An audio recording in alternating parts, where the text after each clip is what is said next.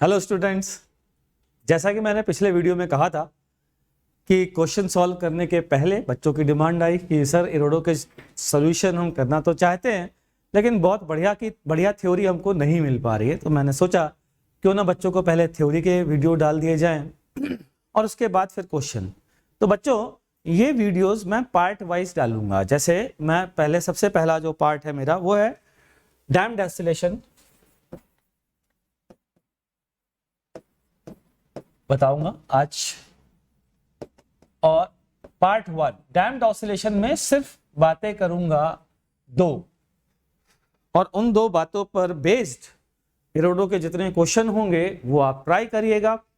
फिर उसके बाद उन क्वेश्चंस को डिस्कस करूंगा और इस तरीके से हम आगे बढ़ते जाएंगे। ठीक है बच्चों, तो आज damped oscillation part 1 theory discuss करने जा रहा हूं। सर इस पार्ट 1 में क्या थ्योरी डिस्कस करेंगे वो जरा ध्यान से सुनिएगा बच्चों।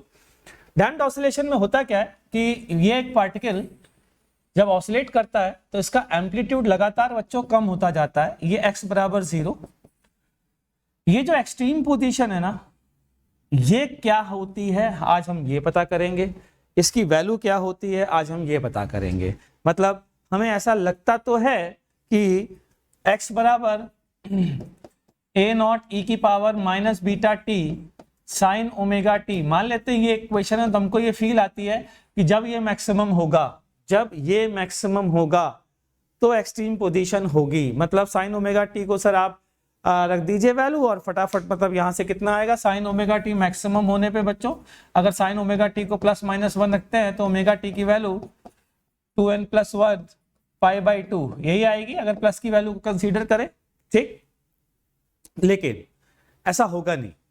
ऐसा जब आप आगे पढ़ेंगे तो आपको पता चलेगा कि इन वैल्यूज पर पार्टिकल एक्सट्रीम पोजीशन पे होता ही नहीं है। और ये बात मैंने लास्ट क्लास में भी डिस्कस की थी, पॉइंट नंबर 1। आज ये डिस्कस करूंगा। तो डिस्कस क्या क्या करने जा रहा हूं, वो पॉइंट जहां पर से पार्टिकल को टर्न करना है, मतलब एक्सट्रीम पोजीशन के करस्पॉन्डिंग टाइम क्या होगा। ठीक है, आज ये पढ़ेंगे हम लोग। दूसरा, जब ये पार्टिकल यहां गया वापस आ रहा है, इधर गया और वापस आया, तो आपसे कोई पूछ सकता है कि बताइए एक्सीलरेशन 0 किस पॉइंट पर होगा। तो कमाल की बात यह है बच्चों कि यहां एक्सीलरेशन 0 होना, यहां पर एक्सीलरेशन 0 होना फिक्स नहीं है, अलग अलग पॉइंट पर डिपेंड करेगा। मतलब यहां जाते समय कोई भी ऐसा पॉइंट नहीं होगा जहां पर एक्सीलरेशन 0 होगा ही नहीं। अभी बताऊंगा कैसे नहीं होगा। यहां पर एक पॉइंट आएगा इस जगह जहां पर एक्सीलरेशन 0 होगा, तो ये डिस्टेंस भी निकालेंगे बच्चों और ये टाइम भी निकालेंगे कि किन टाइम पर ऐसा होगा। ऐसे ही हम ये डिस्टेंस भी निकालेंगे बच्चों और किन टाइम पर ये घटना घटेगी ये भी बताएंगे। ठीक है, इसी तरीके से यहां पर भी वो पॉइंट आएगा जहां पर एक्सीलरेशन 0 होगा, टाइम निकालेंगे, डिस्टेंस निकालेंगे। यहां पर भी टाइम निकालेंगे, डिस्टेंस निकालेंगे। कहां से डिस्टेंस निकालेंगे साहब, x बराबर 0 से। तो आज हम क्या पढ़ने वाले हैं ये बच्चों क्लियर है क्या आपको। डैम्ड ऑसिलेशन का मतलब क्या होता है, मतलब ये होता है कि एक ब्लॉक पर कुछ फोर्स लग रहे होते हैं और फाइनल जो इक्वेशन आती है वो आती है d2x/dt2 plus beta 2 beta dx/dt plus omega not square x बराबर 0। ये है डैम्ड ऑसिलेशन की इक्वेशन, जहां पर बीटा क्या चीज होती है, ओमेगा नॉट क्या चीज होती है, वो सारी बातें पहले बता देता हूं, उसके बाद मैं ये पढ़ाना शुरू करूंगा। इस डैम्ड ऑसिलेशन में बच्चों पार्टिकल जो है वो कुछ इस तरीके से ऑसिलेट करता है। इसकी कम होती जाती है, मतलब एम्पलीट्यूड लगातार कम हो रहा है। ये चीज क्या, ये बात क्लियर हो गई। ठीक, चलिए अगली स्लाइड पर आते हैं। तो अब हम लोग देखने जा रहे हैं कि डैम्ड ऑसिलेशन, थोड़ी सी हिंट दे देता हूं, होता कब है ये बता देता हूं ताकि जो पहली बार पढ़ रहे हैं उनको भी समझ में आ जाए कि अगर एक स्प्रिंग ब्लॉक सिस्टम है और वो अपनी मीन पोजीशन से x डिस्टेंस पर है और वो v वेलोसिटी से किसी इंस्टेंट पर जा रहा है। यहां पर एक फोर्स लग रहा है, डैम्पिंग फोर्स, मतलब विस्कस फोर्स कह सकते हैं, और विस्कस फोर्स जो लग रहा है वो लग रहा है F equals to minus B V, velocity के अपोजिट और मैग्नीट्यूड वाइज वेलोसिटी के प्रोपोर्शनल। ठीक, तो यहां पर अगर इसकी एफबीडी बनाए हम लोग इस डायरेक्शन को पॉजिटिव मानते हुए, तो फोर्स लगेगा kx और लगेगा bv।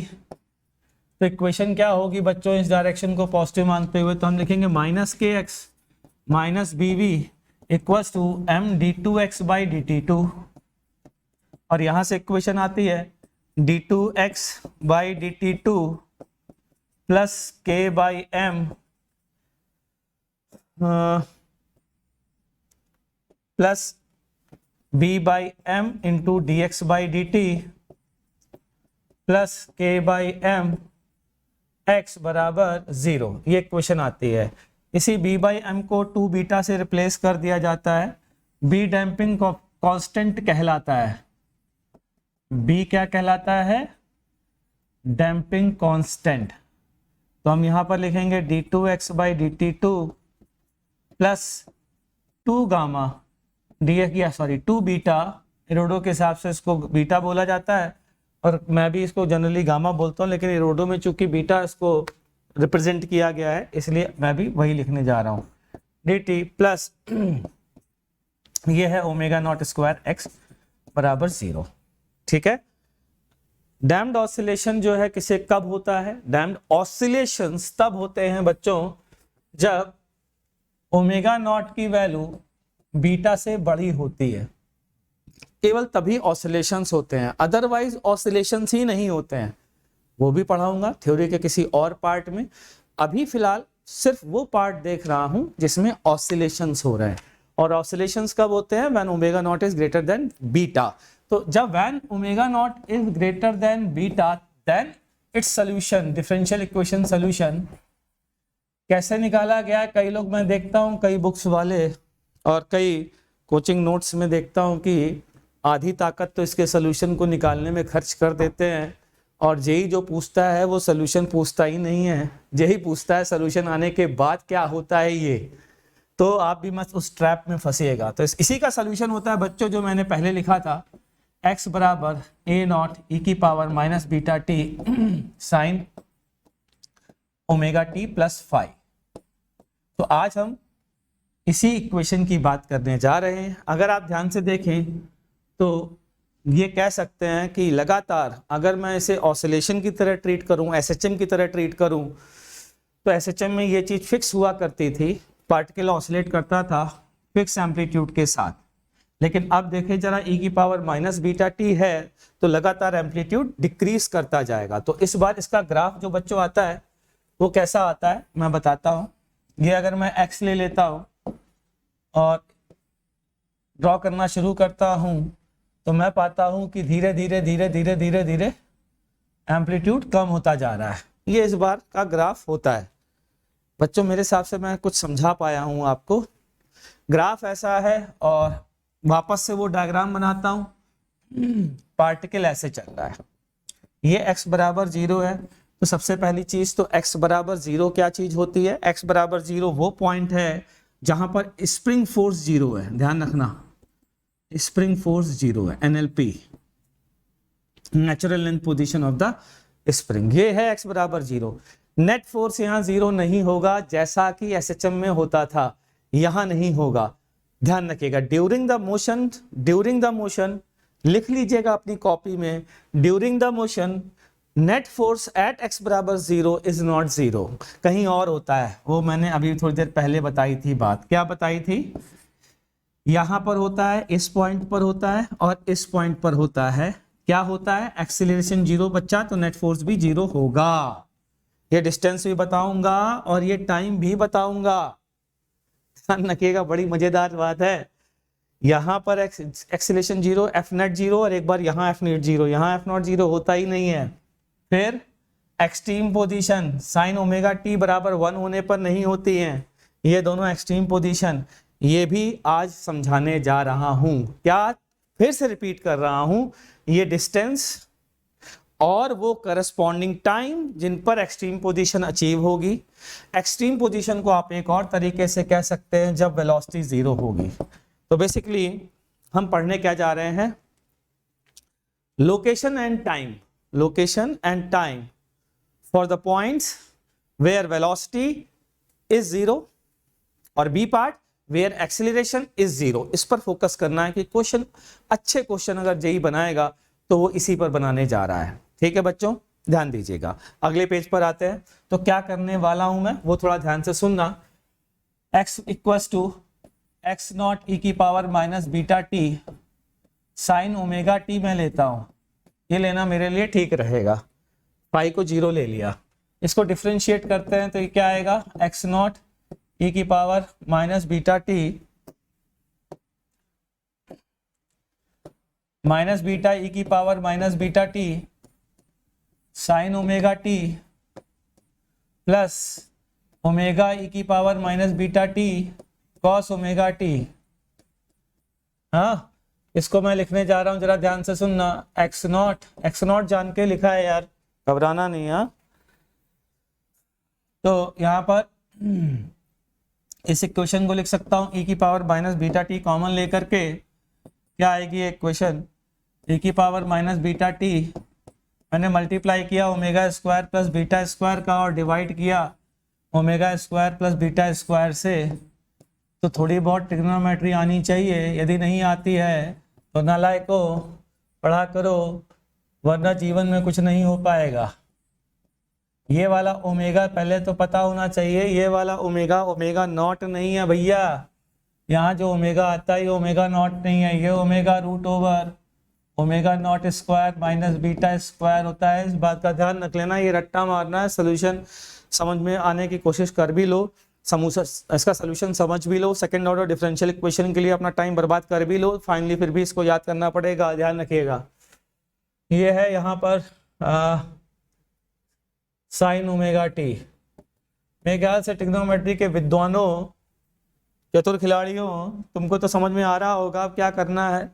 करना ये है कि अगर मैं इसको साइन अल्फा बोल दूं तो ये इक्वेशन बन जाएगी sine alpha cos omega T minus cos alpha sign omega T.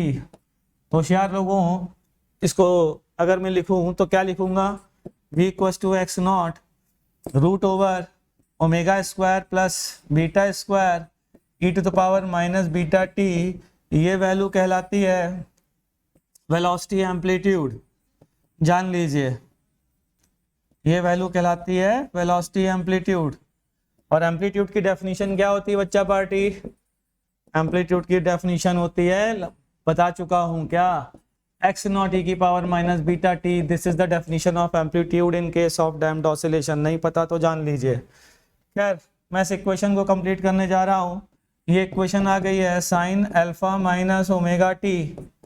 तो अगर मैं इसका फेस देखना चाहता हूं, ओमेगा टी के साथ इसका फेस देखना चाहता हूं, तो ऐसे काम नहीं चल पाएगा, थोड़ा सा चेंज करना पड़ेगा। क्या चेंज करना पड़ेगा वो समझने के लिए अगले पेज पर आता हूं। अगले पेज पर आने के लिए मैं अब कैलकुलेशन को बेहतर करने के लिए इसको दो पार्ट में ब्रेक कर रहा हूं।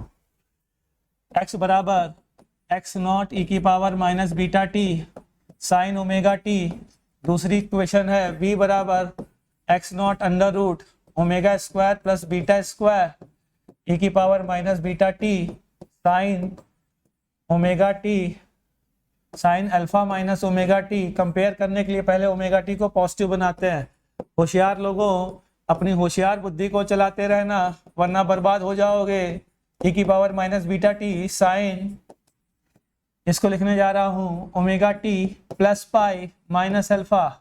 बर्दाश्त से बाहर हो जाए तो पॉज कर देना, थोड़ा समय देना, जब बर्दाश्त हो जाए तो आगे बढ़ना, बर्दाश्त से बाहर मत होने देना। ठीक है, अब देखो जरा ध्यान से, हमें कौन सा पॉइंट निकालना था, याद करो। हमारा फोकस क्या है, पहला फोकस है वेलोसिटी जीरो वाले पॉइंट्स निकालना, मतलब किन पॉइंट्स पर वेलोसिटी जीरो होगी हमें ये पता करना है।